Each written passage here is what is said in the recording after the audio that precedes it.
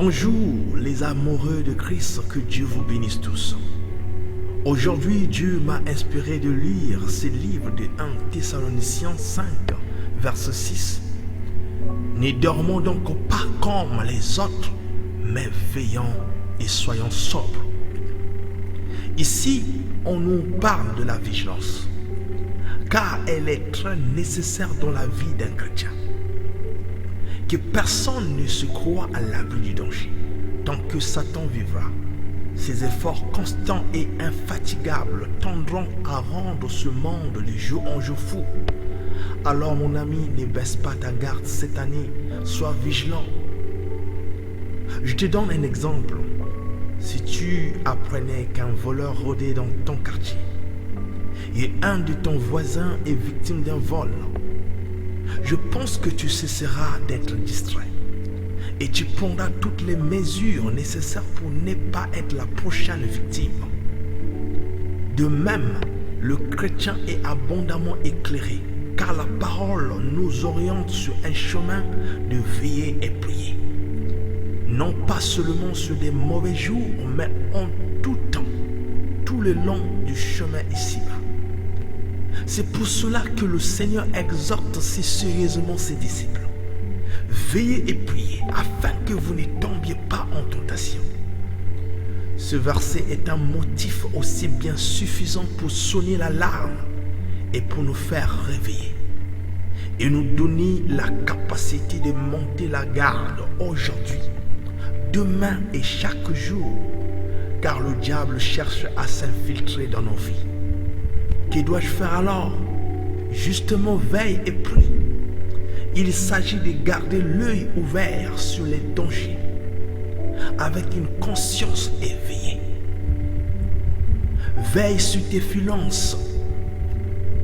Veille sur ta santé. Veille sur ta famille.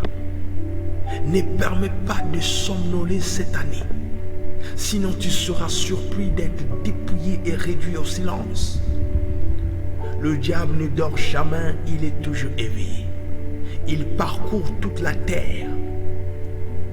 Dans Job 1, 7, l'Éternel dit à Satan, « D'où viens-tu » Et Satan répondit à l'Éternel, « De parcourir la terre et de m'y promener. » Il guette les croyants comme il a guetté Job.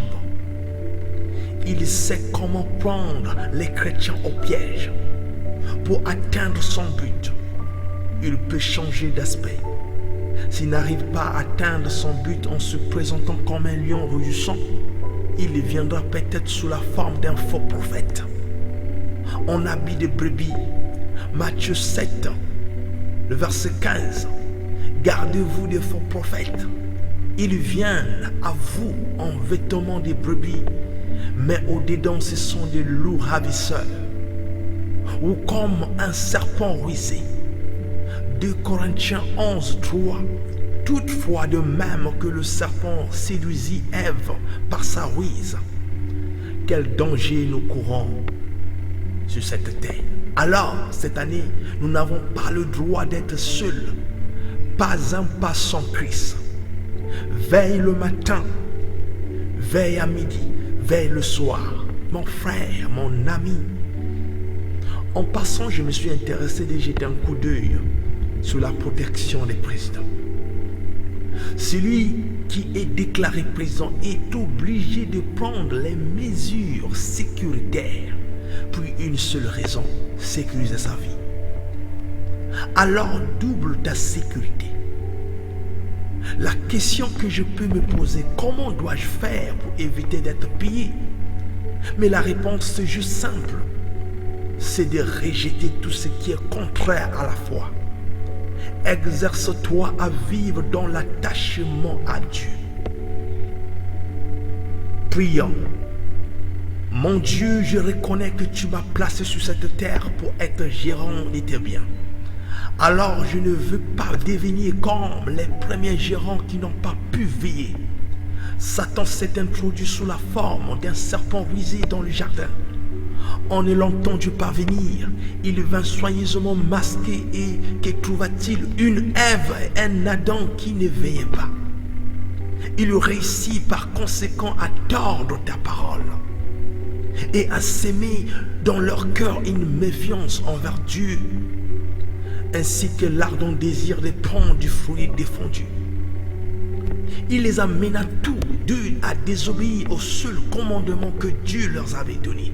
Alors j'ai dit comme David ce jour: mon Dieu, grave en moi ta parole, afin que je ne faillisse pas devant le tentateur en cours de cette année, afin que je sois toujours debout, comme tu as résisté dans le désert, en mettant Satan à sa place.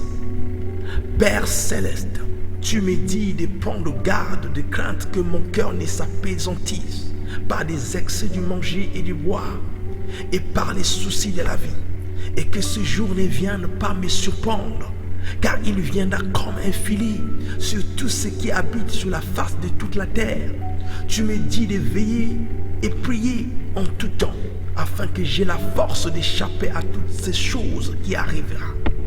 Alors, Seigneur, je désire que tu m'équipes de ta force pour que je résiste à tout type de séduction satanique.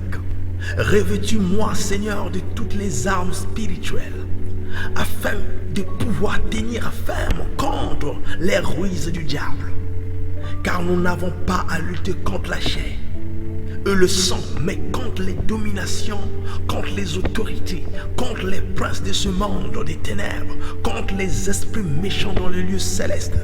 La parole de Dieu me dit que tant que les enfants d'Israël obéissaient à Dieu, celui-ci leur promettait diverses bénédictions, parmi lesquelles la sécurité contre leurs ennemis et de nombreuses bénédictions qui étaient à leur poursuite.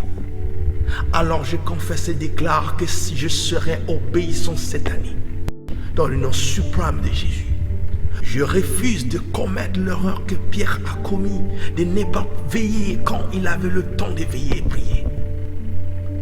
Quand la tentation était venue, il était incapable de surmonter la tentation. Alors je confesse que quand la tentation viendra à ma porte cette année, elle ne me trouvera pas endormi. Je proclame la victoire sur tout mon être. Pour la sécurité physique, je me couche et aussi je m'endors en paix. Car c'est toi seul, Éternel, qui me donne la sécurité dans ma demeure. L'Éternel, tu me garderas de tout mal et tu garderas mon âme. Pour la sécurité financière et matérielle, je crois que tu es un Dieu qui pourvoit à tous nos besoins. Tu as pourvu aux besoins de cette veuve de Sarepta dans la multiplication des pains et poissons, ou encore la manne au désert. Tu t'appelles Jésus, alors ce qui était hier, ça sera possible dans ma vie. Je peux confesser alors que Satan, tu ne voleras plus mes biens. Et même les biens qui ont été déjà volés me seront restaurés dans le nom de Jésus. Alléluia. Toute personne qui se confie en l'Éternel se voit secourue et assistée dans tous les domaines de sa vie. Dieu est la vraie source de sécurité. Il ne faillit pas, il ne change pas, car Jésus-Christ est le même hier, aujourd'hui et éternellement. Amen.